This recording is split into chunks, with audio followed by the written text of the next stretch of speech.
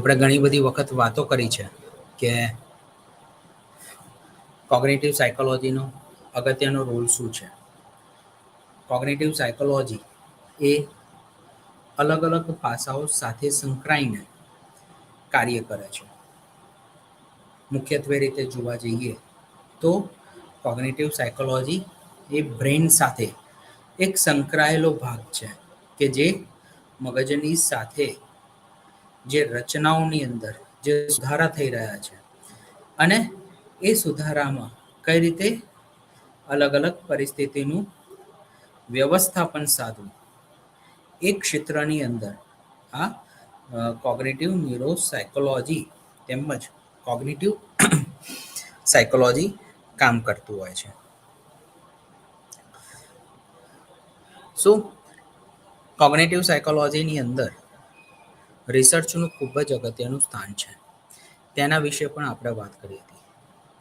Cognitive neuro psychology એ ખાસ કરીને એવું સંશોધન કરવાનું પસંદ કરે છે કે જે માનવ જગત માટે તેમજ માનવ વિકાસના અલગ અલગ સંસાધનોની અંદર તેને યોગ્ય રીતે પહોંચી વળે તેમજ તેની દરેક સમસ્યાઓનું નિરાકરણ લાવવા માટે અને તેનું યોગ્ય ઉકેલ લાવવા માટે કઈ રીતે સમાજને મદદરૂપ થાય તો તેવા સંશોધનની પસંદગી કોગ્નિટિવ ન્યુરો સાયકોલોજી કરતું હોય છે. તો કયા કયા વિષયની અંદર સંશોધન થઈ શકે જો આપણે એના is acquiring new knowledge, new skills, new behaviours, new values, new preferences, new understandings કે જે માનવ અને કોગ્નિટિવ લેવલ પર જે બંને વચ્ચેનો જે તાદાત્મ્ય સધાય તે ક્ષેત્રોમાં કોગ્નિટિવ ન્યુરો સાયકોલોજી કામ કરે છે. કોગ્નિટિવ ન્યુરો સાયકોલોજીની અંદર લર્નિંગના કેટલાક ડોમેન્સ બેન્જામિન અને બ્લૂમ દ્વારા બતાવવામાં આવ્યા. તો એમાં કોગ્નિટિવ વિશે બેન્જામિન બ્લૂમ જણાવે છે કે cognitive level is two recall, calculate, discuss, analyse, problem solve et cetera. જેમ કે આપણે ઘણી બધી સાયકોમોટર એક્ટિવિટીઝ કરતા હોઈએ છીએ. આ psychomotor activities ride, bike, drive, sky ની સાથે સંકળાયેલી છે. રાઈટ, આપણે બધા દોડીએ છીએ, ચાલીએ છીએ, પછી કેટલોક સંવાદ કરીએ છીએ. તો આ જે દરેક જે પાસા જે છે એ લર્નિંગ સાથે કનેક્ટેડ છે અને આ મ્યુચ્યુઅલી એક્સક્લુઝિવ ફંક્શનિંગ છે. કોગ્નિટિવ ડોમેનની અંદર જો આપણે સમજીએ તો ચેસ એક ઉત્તમ ઉદાહરણ કહી શકાય. કારણ ચેસમાં આપણે કેટલીક પ્લેને અથવા તો કેટલીક રૂલ્સને આપણે રિકોલ કરવાના હોય છે. ગેમને એનાલાઇઝ કરવી પડતી હોય છે. ગેમની અંદરના જે જજમેન્ટ હોય એમાં પ્રોબ્લેમ સોલ્વિંગ લાવવું પડતું હોય છે. તો આ બધા પાસાઓના આધારે આપણને ઘણી બધી વેલ્યુઝ અને ઘણા બધા આઉટકમ જોવા મળતા હોય છે. પછી જો આપણે એના ખાસ કરીને વાત કરીએ તો મેમરી એક કોગ્નિટિવના સાયકોલોજીની અંદર લર્નિંગનું એક બીજું સોપાન છે. સેન્સરી મેમરી એ એન્વાયરમેન્ટ સાથે સંકળાયેલું છે. આપણે મુખ્યત્વે રીતે આપણી 5 સેન્સરીઝ જેમ કે light, sound, smell, heat, cold, આ બધું જે પણ આપણે અનુભવીએ છીએ એ આપણી સેન્સરીની મદદથી જે 5 છે દ્રશ્ય એટલે કે જોવું, સ્પર્શ, હિયરિંગ અને આ સેન્સરીના દરેક 5 પ્રકારોના આધારે આપણું બ્રેઇન આપણી આસપાસમાં ચાલતી દરેક માહિતીઓને, દરેક વિગતોને આપણા મગજની અંદર આવેલા સ્મૃતિ સંચારના વિભાગની અંદર માહિતીને ધકેલતું હોય છે. એટલે આ પ્રોસેસ થવા માટે આ મેમરી કેટલીક ઓછી સેકન્ડની અંદર માહિતીને લાંબા સમય સુધી જાળવી રાખવા માટે પ્રયત્ન કરતો હોય છે.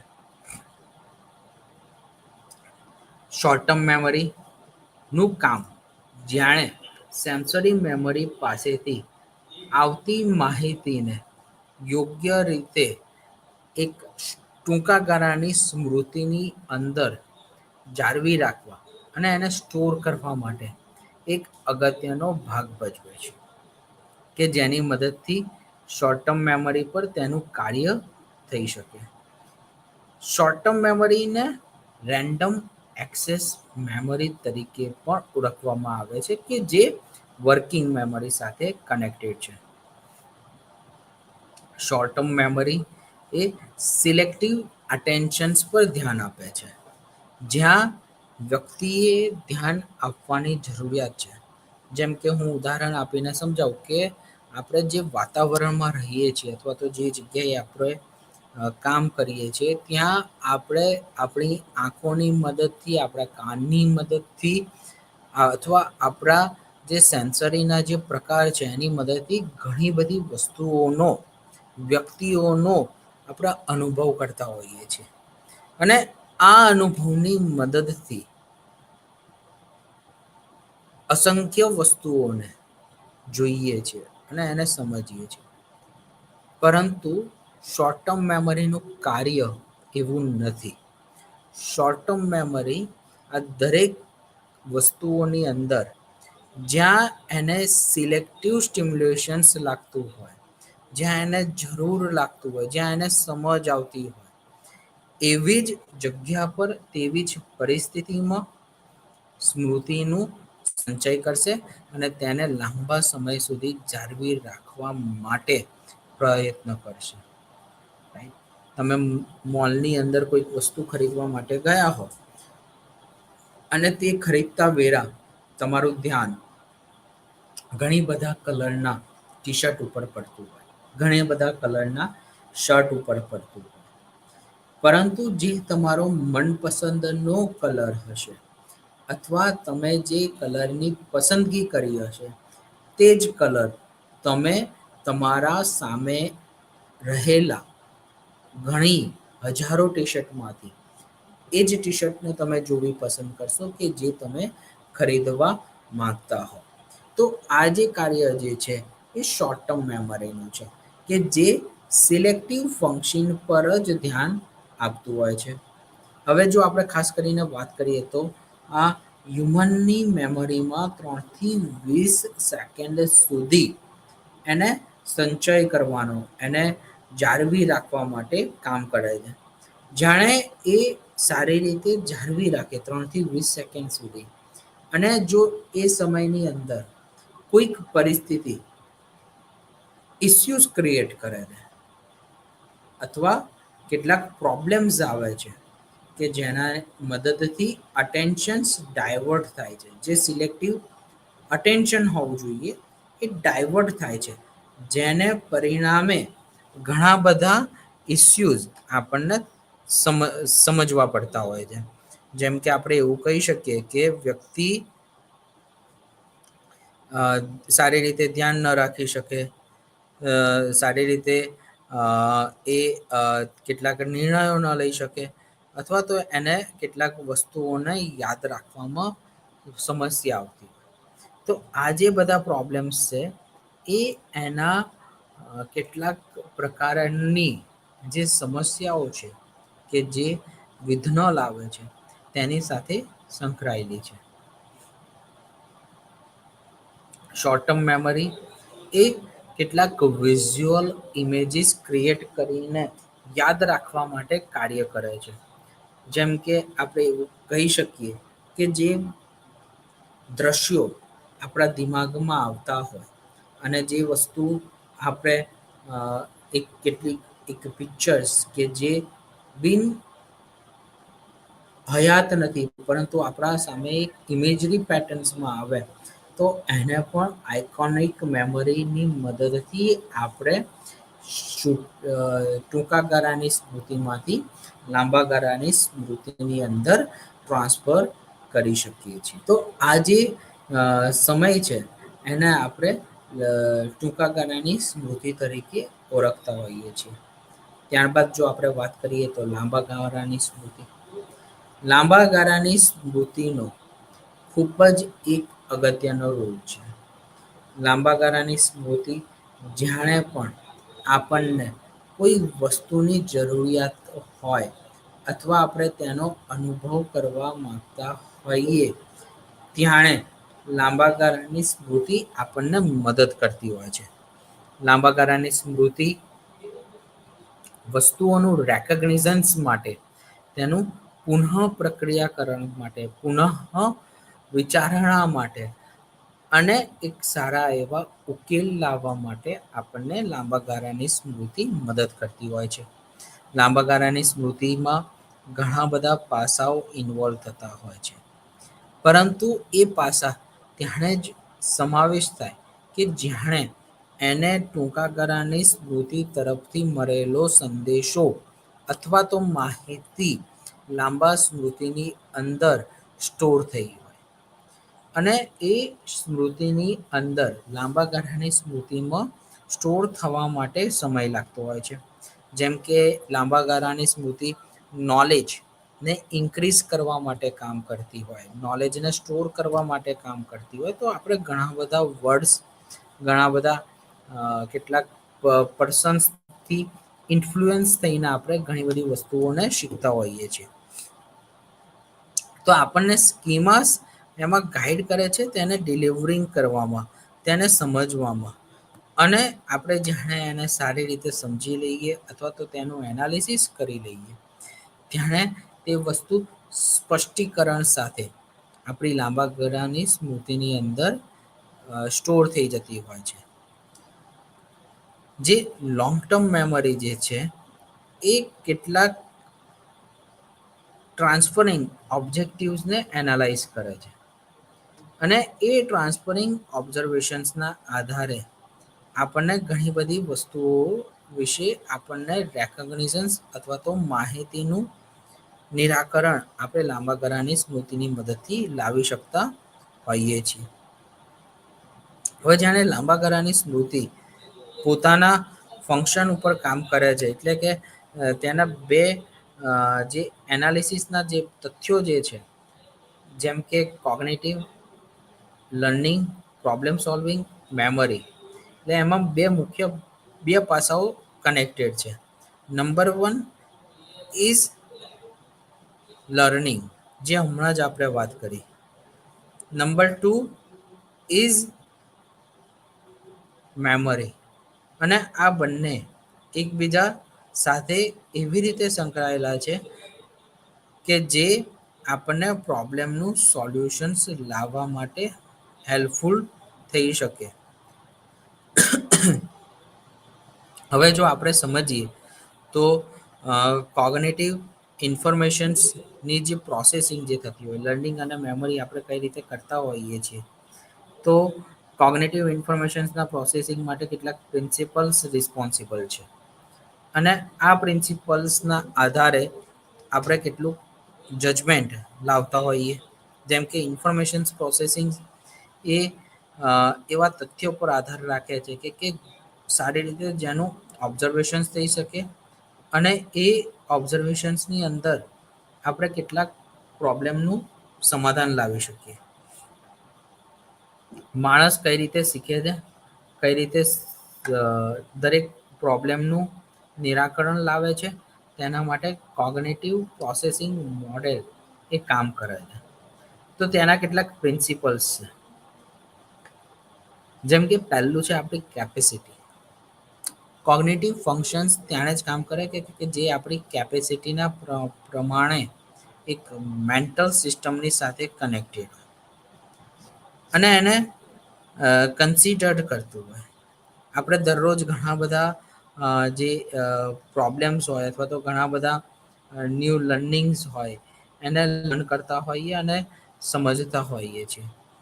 અને આ દરેક લર્નિંગ, આ દરેક જે તથ્યો જે છે એ તથ્યમાં કેટલાક પાસાઓ એવી રીતે અટેચ થઈ જતા હોય કે જે આપણા મેન્ટલ કેપેસિટીના માટે એક સક્ષમ ના હોય, માનસિક રીતે જાણે સક્ષમ નથી હોતા અને ત્યારે આપણે કોઈ વસ્તુની ઉપર સારી રીતે ધ્યાન નથી આપી શકતા અને તેનું સમાધાન નથી લાવી શકતા. જો આપણે એક સેકન્ડ પ્રિન્સિપલ વિશે વાત કરીએ તો એ છે કે કંટ્રોલ મેકેનિઝમ્સ. હવે આપણી જે પ્રોસેસિંગ જે થતી હોય કેપેસિટીની, એ દરેક એક્ઝિક્યુટિવ ફંક્શનમાં આપણી કેપેબિલિટી ઉપર ડિપેન્ડન્સ હોય અને એ કેપેબિલિટીને આપણા પાવર દ્વારા કેટલીક વખત એને રોકવાની કોશિશ કરતા હોય અથવા તો એમાં ડિફેન્સ મિકેનિઝમ યુઝ કરતા હોય, જેમ કે કેટલાક એન્વાયરમેન્ટ ઇસ્યુઝ આવી જાય અથવા તો કેટલાક અનિવાર્ય સંજોગો એવા ઊભા થઈ જાય કે જેને પરિણામે આપણી એ કેપેબિલિટી પર અસર થાય. તો આવા જે બધા પાસાઓના પરિણામે ક્યારેક આપણે યોગ્ય નિરાકરણ લાવી શકતા નથી.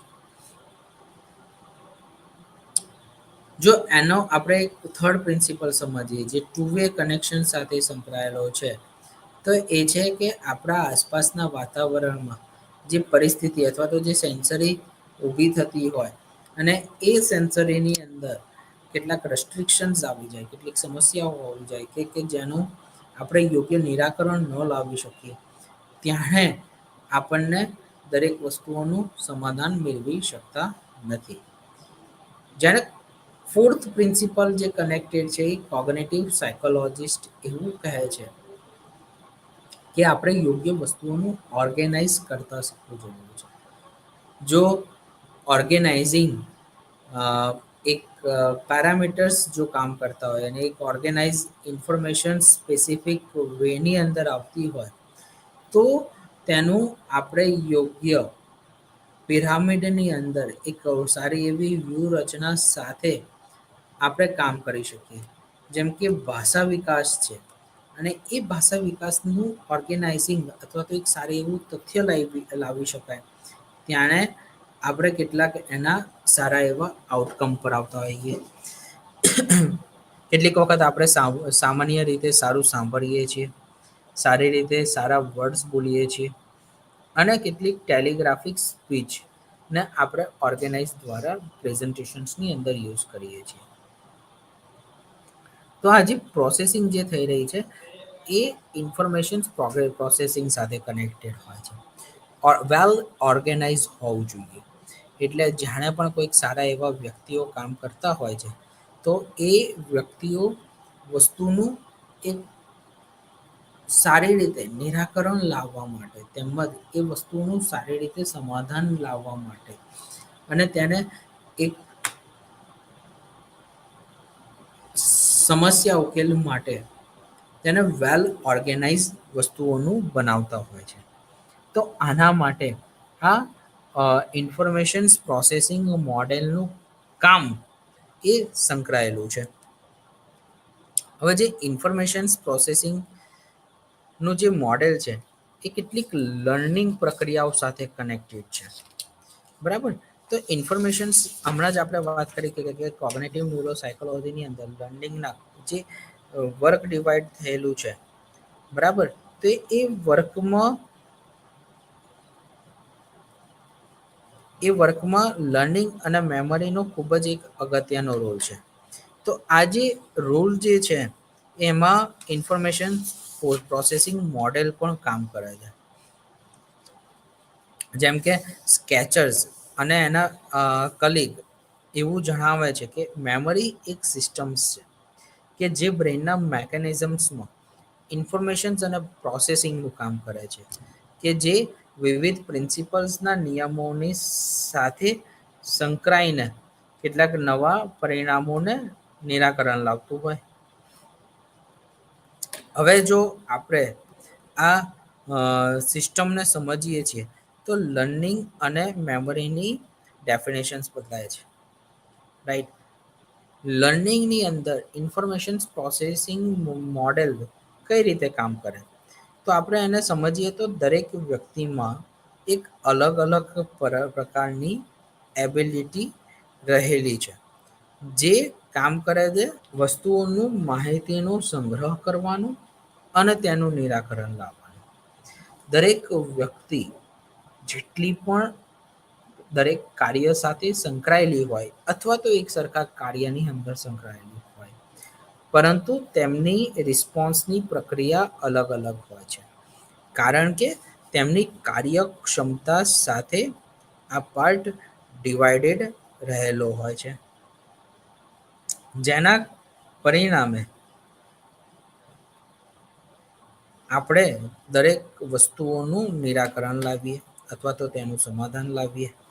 સો ઇન્ફોર્મેશન પ્રોસેસિંગ મોડેલમાં લર્નિંગના વિશે ટ્રેડિશનલ થિંકિંગ અને તેના મેમરીના વિશે વાત કરવામાં આવી છે, કે જેવું વ્યક્તિનું ટ્રેડિશનલ થિંકિંગ અથવા તો તેનું આસપાસનું એન્વાયરમેન્ટ, તેવું તેની સ્મૃતિની અંદર માહિતીનો સંગ્રહ કરવાનું કાર્ય ચાલતું હોય છે. તો દરેક પાસાઓ ક્યાંક ને ક્યાંક અલગ રીતે કનેક્ટેડ છે.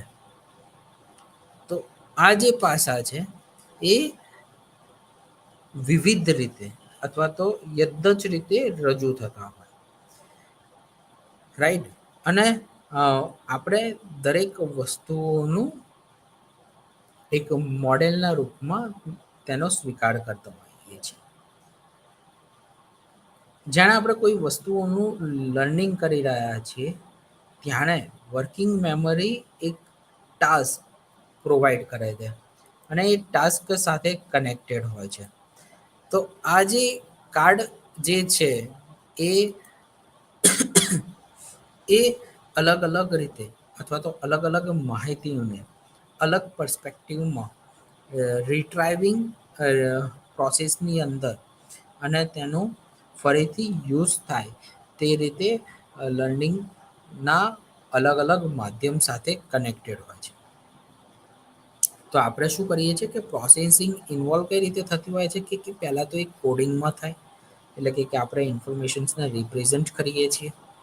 એ ઇન્ફોર્મેશન્સને રિપ્રેઝેન્ટ થયા બાદ વસ્તુઓનું સ્ટોરેજ થતું હોય, અને આ સ્ટોરેજની અંદર ઇન્ફોર્મેશન્સને આપણે હોલ્ડ કરીએ છીએ. ઇન્ફોર્મેશન્સને હોલ્ડ કર્યા બાદ આપણે તેનું રિટ્રાઈવલ, એટલે કે જાણે પણ ઇન્ફોર્મેશન્સનું જરૂરી રીતે બહાર લાવવું પડતી હોય, ત્યારે આપણે દરેક મેમરીને અથવા તો દરેક માહિતીને મેમરીના ફંક્શન્સની મદદથી બહાર લાવવાનો આપણે પ્રયત્ન કરતા હોઈએ છીએ. તો આ રીતે એ લર્નિંગનો પાર્ટ એકબીજા સાથે કનેક્ટેડ હોય છે.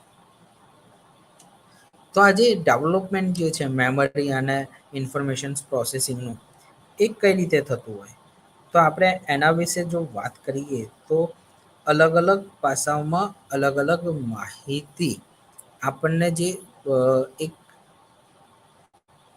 ઇમ્પોર્ટ અને એક્સપોર્ટ તરીકે જો વાત કરીએ કે બ્રેઇનમાં આવે છે અને એને આપણે મોકલીએ છીએ. તો બ્રેઇન શું કરે છે કે એને બાયોલોજિકલી મેચ્યુરેશન્સ પ્રમાણે, એના અનુભવ પ્રમાણે બદલતા રહેતા હોય અથવા તો એને સંગ્રહ કરવાની કોશિશ કરતા હોય.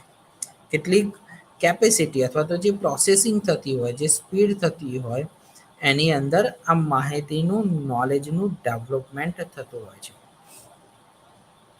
કેટલાક ન્યુરલ કનેક્શન નેટવર્ક્સની અંદર જે મોડિફિકેશન્સ થતા હોય, તેની અંદર આ મોડેલનું કામ વધી જતું હોય છે. જ્યારે આપણી કેપેસિટી અને પ્રોબ્લેમ સોલ્વિંગ અને મેટાકોગ્નિશન્સ ઇન્ક્રીઝ થાય છે, ત્યારે પણ આપણે સારી રીતે મેમરી અને એના ઇન્ફોર્મેશન્સ પ્રોસેસિંગ પર કામ કરી શકીએ. હવે જે ઇનકોડિંગની જે પ્રક્રિયાઓ જે છે એ ઓછામાં ઓછું 3 થી 7 ડિજિટ્સ સાથે એક સાથે કાર્યરત છે. બરાબર. જો બાળકોની એજ જો 5 હોય તો 7 સુધીના ડિજિટ દરેક બાળક એક સાથે યાદ રાખી શકે એવું કેટલાક રિસર્ચ જ કહે છે. હવે જે સ્ટ્રક્ચરિંગ અને ઓર્ગેનાઇઝિંગ જે પ્રોસેસ જે થતી હોય છે એ પ્રોસેસની અંદર આપણે કેટલીક ઇન્ફોર્મેશન્સને લાંબા સમય સુધી સ્ટોર કરતા હોઈએ અને એને સ્ટ્રક્ચર બેઝ બનાવતા હોઈએ છીએ. અને આ જે સ્ટ્રક્ચર બેઝ આપણે જેને ઇન્ફોર્મેશન્સને બનાવીએ ત્યારે આપણે ઘણી બધી માહિતીને નું નિરાકરણ લાવવા કેટલાક જે ટેકનિકોને યુઝ કરતા હોઈએ તો એ ટેકનિકના આધારે આપણને તેના આન્સર્સ મળતા હોય. તો આ જે આન્સર્સ છે એ કયા કયા હોઈ શકે? તો એના માટે વેલ ઓર્ગેનાઇઝ અને સ્ટ્રક્ચર્સ બેઝ ઇન્ફોર્મેશન્સ આપણને મદદ કરતી હોય છે. અને આ ઇન્ફોર્મેશન્સની મદદથી આપણે દરેક પ્રોબ્લેમનું સોલ્યુશન્સ લાવીએ.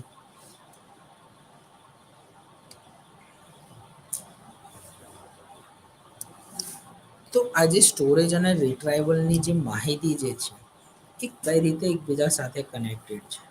તો પ્રાયોરિટી રીતે જે આપણી સામે આવતી જે વસ્તુઓ હોય એના ઉપર આપણે સૌથી પહેલા ધ્યાન આપતા હોઈએ છીએ.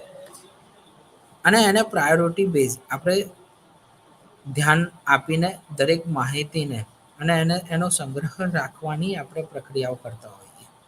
તો એના માટે થિયોરીઝ ઓફ ઇન્ફોર્મેશન પ્રોસેસિંગની કેટલીક થિયરીઝ છે. જે જે થિયરી એવું કહે છે કે આપણું જે થિંકિંગ અને જે લર્નિંગ સ્કિલ છે એ ખૂબ જ હાયર લેવલ સાથે કનેક્ટેડ છે. અને આપણે એ હાયર લેવલ સાથે કનેક્ટેડ હોવાના કારણે ઘણી બધી સમસ્યાઓનું એક સાથે સમાધાન લાવી શકીએ છીએ. સમાધાન લાવવા માટે આપણે કેટલાક પ્રોસેસ અથવા તો કેટલાક મેનિપ્યુલેશન્સ અને કેટલાક સ્ટ્રક્ચર્સ બેઝ ટેકનિકને વાપરવી જોઈએ. અને તેને ડીપલી એક્ઝામિનેશન્સની અંદર યુઝ કરવી જોઈએ. જેમ કે એના માટે છે કે બ્લુમ્સ ટોક્સોનોમી કોગ્નેટિવ ડોમેન. તો આ જે લેવલ જે છે અને આ જે લર્નિંગની જે પ્રક્રિયા છે એમાં ઇન્વોલ્વ થાય છે કે બ્રેનના અલગ અલગ પાર્ટ કે જે અલગ અલગ કનેક્શન સાથે કનેક્ટેડ છે.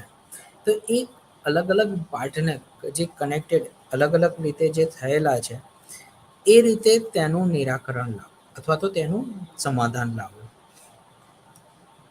પરંતુ જે તે મગજના ભાગને તે જગ્યા પર જઈને તેનું નિરાકરણ લાવવા માટે તૈયારી કરવું આવશ્યક હોય. આપણું જે મગજ જે છે એને કેટલાક વર્ક અથવા તો કેટલુંક કાર્ય તેને તેના ફંક્શન્સના અકોર્ડિંગ સોંપવામાં આવેલું છે. અને તે એ પ્રોસેસ પ્રમાણે કરે છે. તો એ જ રીતે સ્ટનબર્ગ એવું કહે છે કે જે લર્નિંગની જે પ્રોસેસિંગની જે ન્યૂ ઇન્ફોર્મેશન્સ હોય એને સ્કિલ બેઝ કરવી જોઈએ.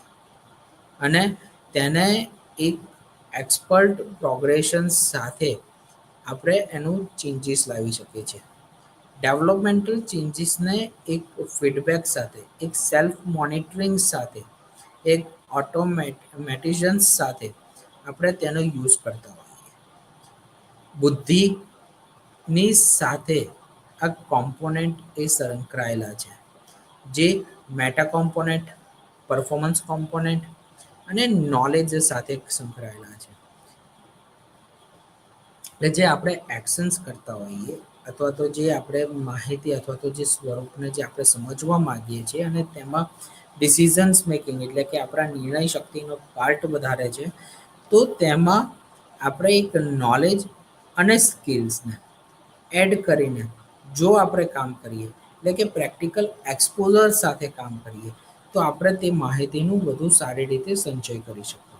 એટલે કે જે અત્યારે જે આપણી કેન્દ્ર સરકાર જે નવી પોલિસી બનાવી છે ન્યૂ એજ્યુકેશનલ પોલિસી 2020 બરાબર. તો એની અંદર નોલેજની સાથે સાથે સ્કિલ ઉપર પણ વધારે ફોકસ કરવામાં આવે છે. કે જેથી કરીને આપણે દરેક વસ્તુઓને માત્ર ને માત્ર એક થિયરી અને સિદ્ધાંતોની રચનામાં નહીં પરંતુ તેને એક ડીપલી સમજી શકીએ અને તેને લાંબા સમય સુધી આપણે યુઝ કરી શકીએ. એના માટે આપણે આ થિયોરિટિકલ મોડેલને યુઝ કરતા હોઈએ છીએ. એટલે સ્ટર્નબર્ગ એવું કહે છે કે જાણે આપણે આ પ્રોસેસની અંદર યોગ્ય રીતે કાર્ય ન કરી શકીએ અથવા તો તેનું આપણને યોગ્ય રીતે જવાબ ના મળે, ઉત્તર પ્રાપ્ત ન થાય, ત્યારે તેની અંદરનું કેટલુંક મોડિફિકેશન્સ પણ આપણે કરવું હિતાવહ છે. અને આ મોડિફિકેશન્સની મદદથી આપણે કેટલાક પ્રકારની લર્નિંગ પ્રક્રિયાઓની અંદર સુધારણા લાવી શકીએ એમ હોઈએ છીએ. તો આ રીતે આખું કોગ્નિટિવ મોડેલનું ફંક્શન્સ એ કાર્ય કરતું હોય છે. તો એના માટે આપણે આ આખા ફંક્શન વિશે વાત કરી. હવે જો આપણે વાત કરીએ તો એક છે કે ભાષા માણસના વ્યક્તિના એક ડેવલપમેન્ટમાં ભાષાનો રોલ ખૂબ જ અગત્યનો છે. ભાષા એ આપણા બોધાત્મક વિકાસ સાથે સંકળાયેલો એક પાર્ટ છે. ભાષાની મદદથી આપણે ઘણી બધી આપણી જરૂરિયાતોને અથવા તો આપણે આપણા અનુભવોને અને આ દરેક પાસા એક અલગ પ્રોસેસ સાથે કનેક્ટેડ હોય છે. અને ભાષા એક આપણા બ્રેઇનના બ્રોકાઝ એરિયા સાથે કનેક્ટેડ છે. જ્યાં આપણે ભાષાને યુઝ કરીએ છીએ અને એનું જાણે આપણે પ્રોસેસિંગ કરીએ છીએ ત્યારે થ્રુ લેંગ્વેજ આપણને થ્રુ ભાષા આપણે તેને વિચારીને લોકોની સાથે રજૂ કરતા હોઈએ છીએ. મેટાફિઝિશિયન્સના અભ્યાસમાં એવું જોવા મળે છે કે લેંગ્વેજ અને થોટ છે ને એકબીજા સાથે કનેક્ટેડ છે. કારણ કે આપણને જેવા વિચારો આવે છે આપણે તેવું જ બોલવું પસંદ કરીએ છીએ. પરંતુ કોગ્નિટિવ સાયકોલોજીસ્ટના પ્રમાણે એવું કહેવાય છે કે આપણા જે વિચારો જે છે આપણી થિંકિંગના કારણે જે બને છે એ આપણા બ્રેઇન એક્ટિવિટીઝના સાથે પણ કનેક્ટેડ છે. જેવું આપણું બ્રેઇનનું એક્ટિવિટી તે રીતનું આપણું એક સિસ્ટમેટિકલી એપ્રોચ જોવા મળે છે. હ્યુમન લેંગ્વેજ ડેવલપમેન્ટ્સ કેટલાક રિપ્રેઝન્ટેશન્સ કરતા હોય છે અને જેમાં એબ્સ્ટ્રેક્શન્સ ડેવલપ થાય છે જે લેંગ્વેજની અંદર કનેક્ટેડ છે. કોઈ પણ વ્યક્તિની અંદર ભાષાનો સીધી શરૂઆત નથી થતી. એના માટે કેટલાક સ્ટિમ્યુલેશન્સને, કેટલાક શબ્દોને, કેટલીક વસ્તુઓને શીખવવામાં આવતી હોય છે અને તે અલગ અલગ સ્વરૂપમાં હોય. જેમ કે આપણે નાનપણની અંદર, બાળપણની અંદરની વાત કરીએ તો બાળકોને એકદમથી જ વાક્ય બોલતા શીખવાડવામાં આવતું નથી. વાંચતા અને તેને સમજાવવામાં આવતું નથી. તેના માટે દરેક બાળકને અલગ અલગ ચિત્રો, અલગ અલગ માહિતી અને ઘટનાઓની મદદથી ભાષાને વિકાસ કરવામાં આવે છે તેમજ વિચારો નવા ડેવલપ કરવામાં આવે છે. જેમાં અલગ અલગ શબ્દોને પણ યુઝ કરવામાં આવતા હોય. ભાષા એક એવી પ્રક્રિયા છે કે જે આપણે લાંબા સમય સુધી તેનો સંગ્રહ કરી શકીએ અને તેનો સંચય કરી શકીએ. હ્યુમન થિંકિંગ અને તેના પ્રોબ્લેમ સોલ્વિંગ્સના જે કોમ્પોનન્ટ છે એમાં ભાષાનો ખૂબ જ અગત્યનો રોલ છે. થિંકિંગ અને પ્રોબ્લેમ સોલ્વિંગ એ આપણા અંતર્ગત આંતરિક પાસાઓ છે જે બહારના ઉદ્દીપકો તરફ સંકળાયેલા હોય.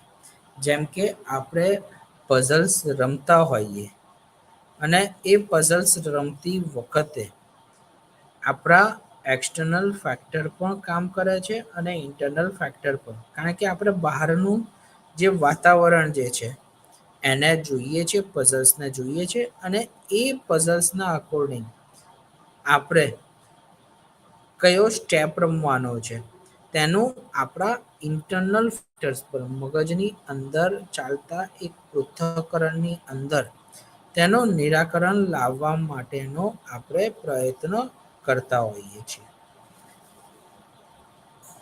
સો એબ્સ્ટ્રેક્શન્સ પઝલ્સ અલગ અલગ પ્રોવિન્સ સાથે કનેક્ટેડ છે એવું આપણે કહી શકીએ છીએ. લેંગ્વેજ એ હ્યુમન કોમ્યુનિકેશન્સ માટેની એક સામાન્ય ભાષા છે કે જે અલગ અલગ રીતે એક્સચેન્જ થતી હોય છે. જે શાબ્દિક પણ હોય છે અને બિનશાબ્દિક પણ હોય છે. જેમ કે તો આપણે કેટલાક લોકોને ઈશારા દ્વારા અથવા તો બિનશાબ્દિક પ્રક્રિયાઓ દ્વારા કોઈક વસ્તુ માગવી હોય તો આપણે તેને ઈશારો દર્શાવીને અથવા તો તેને ખાલી ઇન્ટ્રોડ્યુસ કરીને આપણે નવી માહિતીનું ઇન્વોલ્વિંગ કરી શકતા હોઈએ છીએ. તો એના માટે આ ભાષા એક ખૂબ જ અગત્યનો રોલ છે.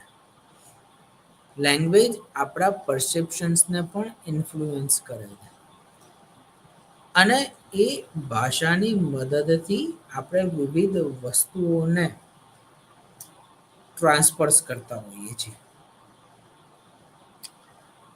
જેમ કે આપણે કહી શકીએ કે આપણું જે એક ઇમેજ છે અથવા તો જે આપણું પૃથ્થકરણ છે આપણે જેને લોકોની સાથે રજૂ કરીએ છીએ તો આપણા કેટલાક આંતરિક અનુભવો દ્વારા આપણા પર્સનલ એક્સપિરિયન્સ દ્વારા આપણે એને સ્પેસિફિક એરિયાની અંદર જ અને એક સિસ્ટમેટિકલી પ્રેઝન્ટેશન્સની સાથે જ તેની રજૂઆત કરતા હોઈએ છીએ.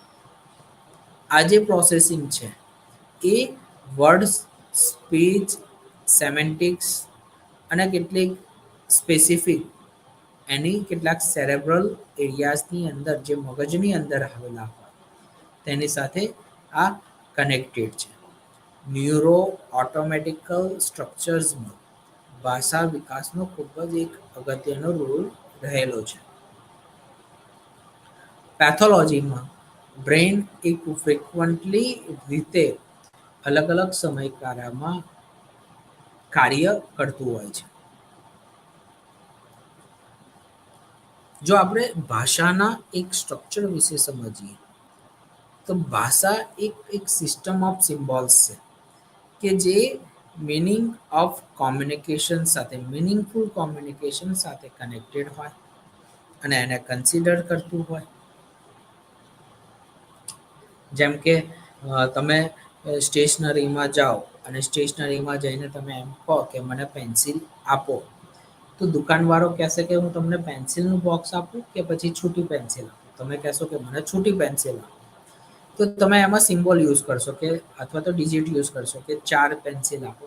સો ઇટ્સ 4 એ એક ડિજિટ થઈ ગયા. કેટલીક જગ્યા પર આપણે સિમ્બોલ યુઝ કરીએ છીએ જેમ કે સાઈન. તમે ટ્રાફિક સિગ્નલ આગળ પહોંચો અને જો સિગ્નલ બંધ હોય તો ટ્રાફિક પોલીસ જવાન આપણા ઈશારા દ્વારા થોભોનો સિમ્બોલ યુઝ કરે છે. સ્માઇલ દ્વારા જવા માટે આપણને એક સંદેશો પ્રોવાઈડ કરે છે. તો આ જે ભાષા જે છે ને એક સિમ્બોલ સાથે પણ કનેક્ટેડ છે. સ્પેસિફિકલી એક કોમ્યુનિકેશન સાથે પણ કનેક્ટેડ છે. જેમાં ભાષાનો પણ વપરાશ થતો હોય. એટલે ભાષા એ એક માત્ર ને માત્ર શબ્દો સાથે સંકળાયેલો વિષય નથી. પરંતુ તે શાબ્દિકમાં ડિજિટ, આલ્ફાબેટ સાથે પણ સંકળાયેલું છે. જે ભાષા છે એ એક જનરેટિવ પર્પઝની અંદર એક મીનિંગફુલ નંબર્સને લોકોની સાથે રિપ્રેઝન્ટ કરે છે અને તેને એરેન્જ કરે છે. અને આ રૂલ્સને આપણે એન્કાઉન્ટરિંગ મેસેજીસ દ્વારા કરી શકતા હોઈએ. બ્લોગ્સ અને ભાષાનો એકબીજા સાથે એક કનેક્શન સારો એવો રહેલો છે.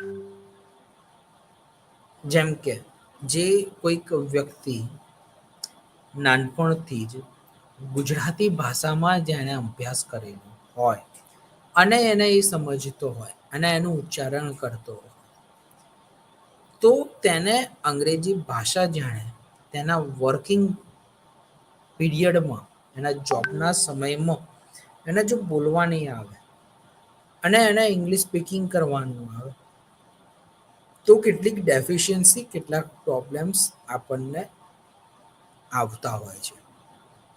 આ જે પ્રોબ્લેમ્સ છે, એ પ્રોબ્લેમ્સ ભાષાના કેટલાક વિપરીત પાસાઓના કારણે થતા હોય. કારણ કે એનું એક્સપોઝર્સ ક્યાંક ને ક્યાંક કનેક્ટ કરતું હોય છે અને આપણે એના બ્લોક્સના અકોર્ડિંગ એનું ડેવલપ કરતા હોઈએ છીએ અને તેને છૂટા પાડીને તેનું ઉચ્ચારણ કરતા હોઈએ છીએ. જેમ કે સમ વત્તા આયોજન્સ, એટલે આપણે એવું કહી શકીએ કે સમાયોજન. આપણે અલગ અલગ પરિસ્થિતિમાં આ જે ભાષા જે છે એ તૂટક તૂટક ફોર્મની સાથે બનેલી હોય છે અને તેના પરિણામે એક પૂરો યોગ્ય શબ્દની રચના થતી હોય છે અને તે કનેક્ટેડ હોય છે એક પ્રોપર બ્લોક્સની સાથે. એટલે લેંગ્વેજ જે છે એ લોકોના વિચારો સાથે કનેક્ટેડ, સંચય કરવાની માહિતી સાથે સંકળાયેલો એક પાર્ટ છે. ઇન્ફોર્મેશન્સ પ્રોસેસિંગ્સની અંદર જ્યારે આપણે ભાષા વિશે વાત કરીએ, તો કેટલીક થીમ્સ અને કેટલીક ડિબેટ સાથે સંકળાયેલી છે. આપણી થિંકિંગ અને આપણી ભાષા એ એકબીજાનો સંબંધ ઇન્વોલ્વ થવાના પરિણામે આપણે ભાષાનું એક યોગ્ય એબિલિટી, એટલે કે એક યોગ્ય શક્તિના ફોર્મમાં તેનું નિરાકરણ લાવી શકતા હોઈએ છીએ. તો આ જે ભાષા જે છે એનું સ્ટોરેજ કઈ રીતે થતું હોય, કારણ કે દરેક ભાષાને તેનું સંચય થવા માટે અલગ અલગ પાસાઓ કામ કરતા હોય છે. સંશોધનો એવું જણાવે છે કે જે ભાષાનું જે પરસેપ્શન છે એ અલગ અલગ તથ્યો સાથે કનેક્ટેડ છે. આપણે ફોનેટિક કોન્ટ્રાક્ટ દ્વારા અને આપણી એબિલિટીના દ્વારા માહિતીનો સંગ્રહ કરતા હોઈએ છીએ. જેમ કે ઇન્ફન્ટ ચાઇલ્ડ હોય, જે નવું તાજું જન્મેલું બાળક હોય, તો તેનું લર્નિંગ એબિલિટી તેના અર્લી એજના અકોર્ડિંગ જ હોય. અત્યારે આપણે સૌ જોઈએ છીએ કે નાનપણથી જ દરેક બાળકોને અલગ અલગ વસ્તુઓ શીખવાડવામાં આવતી હોય છે અને તે તેના કાર્યક્ષમતા અથવા તો તેની માહિતીને અનુરૂપ નથી હોતી. તેનો એટલો યોગ્ય ઉંમરના આધારે વિકાસ પણ થયેલો હોતો નથી અને બાળકોને નાનપણથી જ અલગ અલગ વસ્તુઓ શીખવવા માટેનું પ્રેશર્સ અત્યારના મા બાપ દ્વારા આપવામાં આવતું છે. સો કહેવાનો પર્પઝ એ છે કે આપણે એવી જ માહિતીનો સંગ્રહ કરવો જોઈએ અથવા તો એવી જ માહિતીને આપણે લોકો સાથે પહોંચાડવી જોઈએ કે જે એક એના પર્પઝ સાથે, તેના ઉંમરના આધારે, તેના પ્રત્યક્ષકરણના આધારે અને તેના સમજના આધારે બાળક કરી શકે. એટલે જે ક્વિંગ હોય, જે શરૂઆતનો જે તબક્કો છે કે તેમાં અલગ અલગ બાળક સાઉન્ડ્સ નીકાળે છે, બરાબર, અને તે આસપાસના વાતાવરણ સાથે તેનું સાયુજ્ય અથવા તો સાનિધ્ય સ્થાપતું હોય છે. એટલે તમે જો નવું તાજું જન્મેલું જો બાળક જોશો, તો એ બાળક ઘોડિયામાં બેઠું બેઠું અથવા તો જાણે આરામ કરતું હોય, સૂતું હોય, ત્યારે તે અલગ અલગ પ્રકારના અવાજ કરશે અને અને તે આપણને સમજાશે પણ નહીં, જેને ફોનેમિસ તરીકે ઓળખવામાં આવે છે.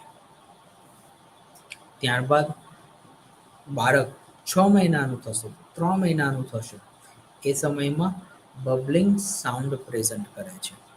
બબલિંગ સાઉન્ડ્સની જો આપણે ખાસ કરીને વાત કરીએ તો આ ઉ આવા બબલિંગ સાઉન્ડ્સ કે જે ઉચ્ચારણ સાથે તેના અવાજની પ્રતિક્રિયા સાથે કનેક્ટેડ છે, રાઈટ?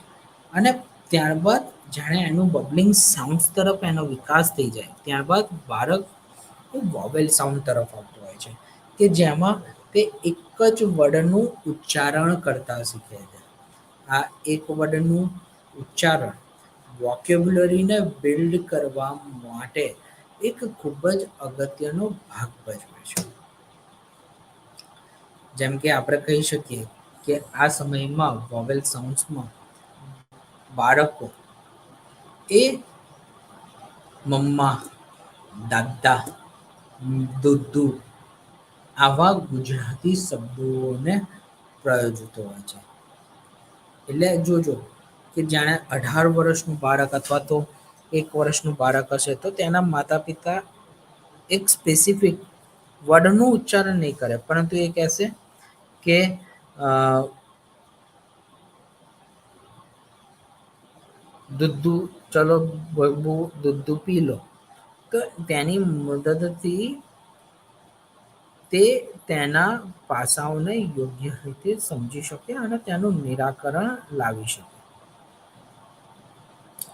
જ્યારે બાળક 1.5 થી 2.5 વર્ષનું થાય ત્યારે અ, તે કેટલાક 2 શબ્દોને એકસાથે બોલવાનું અને તેને સમજવાની કોશિશ કરે છે.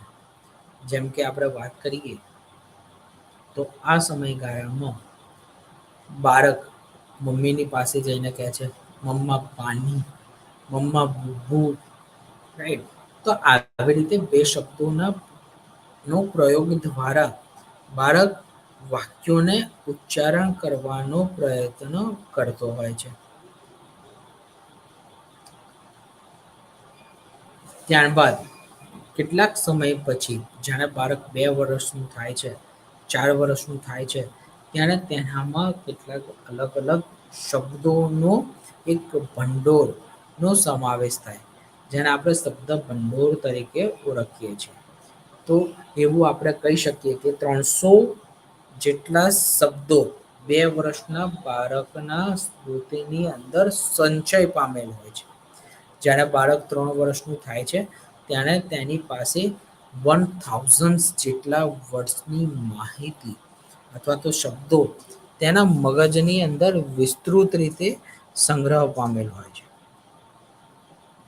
અને આ રીતે ધીમે-ધીમે જેમ-જેમ બાળકની ઉંમર થતી જશે, એમ અલગ-અલગ શબ્દો તેનામાં સ્ટોર થતા જાય અને તે તેની માહિતીને યોગ્ય રીતે અલગ-અલગ પરિણામે નિરાકરણ લાવતું જતું હોય છે.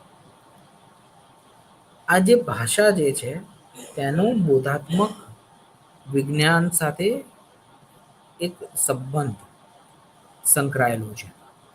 જેમ કે ચોમ્સ્કી દ્વારા વર્બલ બિહેવિયરને આપણે ન્યુરલ સાયન્સ, સોશિયલ સાયન્સ અને ફિલોસોફી સાથે કનેક્ટેડ કરવામાં આવ્યું છે, કે જે સેન્સરી મોટર્સની એબિલિટી સાથે સંકળાયેલ છે. એમણે એવું કીધું કે આપણે જે વિચારીએ જે છે એ આપણી બોધાત્મક પ્રક્રિયાના કારણે થાય છે અને તે એક સાયન્સની સાથે આપણે એને કનેક્ટ કરી શકીએ. આપણને જે નવી માહિતી, નવા આંકડાઓનો જે સંચય થાય છે, તે આંકડાઓ અને નવી માહિતી એ આપણે લાંબા સમય સુધી મોડ્યુલની અંદર યુટિલાઇઝ કરવા માટે ઇન્ટેલિજન્સીને યુઝ કરીએ છીએ. એટલે જ કેટલાક સમય પછી બુદ્ધિ અને ઇન્ટેલિજન્સીનો ખ્યાલ આપવામાં આવ્યો. ભાષા અને વિચાર એ બંને એકબીજાની સાથે સંકળાયેલા છે. વિચારો એક ભાષાને એક શેપ આપે છે, એવું આપણે કહી શકીએ. વ્યક્તિની પાસે જેવા વિચારોનું ઉદ્ગમ સ્થાન હશે, તેવા જ વિચારો વ્યક્તિના ભાષાની અંદર આપણને જોવા મળતા હોય છે. જેમ કે ભાષા જે છે એ સામાન્ય બદલાવ દ્વારા અને એની પ્રોસેસિંગ એબિલિટીઝ દ્વારા આપણે તેને એક સારી રીતે ડેવલપ કરી શકીએ છીએ.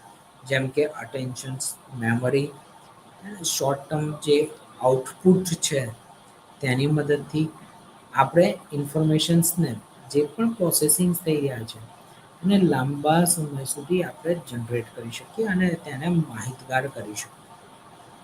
તો આની જ મદદથી આપણે ભાષાને સમજીએ છીએ અને બોલીએ છીએ. તો કેટલીક થિયરીઝ છે અને તેના સેન્ટ્રલ આઈડિયાઝ છે કે જે અલગ અલગ ઓથરે અલગ અલગ સમયમાં આપેલા છે.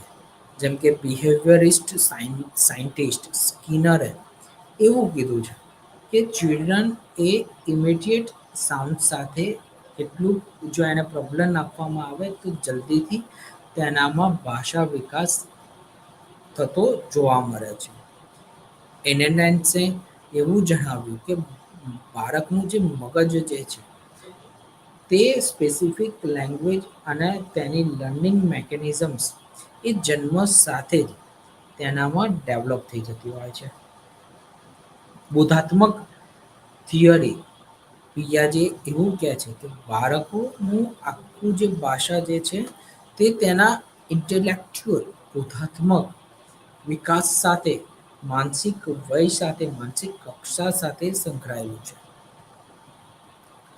અને ઇન્ટરેક્શન્સની બ્રુનરની થિયરી એવું કહે છે કે જેટલું બાળક ઇન્ટરેક્શન્સ તેના કેર ગિવર સાથે કરશે, તેના એમ્પેસાઇઝ સાથે કરશે, તેટલી જ તે નવી માહિતીને સંગ્રહ કરી શકશે અને તેને ભાષાના સ્વરૂપે લોકોની સાથે રજૂ કરી શકશે. તો આ અલગ અલગ સિદ્ધાંતો અલગ અલગ પર્સ્પેક્ટિવ સાથે કનેક્ટેડ હોય છે. તો આ રીતે આપણે આજે શિક્ષણ વિશે વાત કરી, સ્મૃતિ વિશે વાત કરી અને ભાષા વિશે એક કોગ્નિટિવ સાયકોલોજીના એક પર્પઝ સાથે વાત કરી છે. બાકીનું આપણે નેક્સ્ટ લેક્ચર્સમાં ભાષાને અને બિહેવિયર થિયરીના સંબંધ વિશે આપણે વાત કરીશું.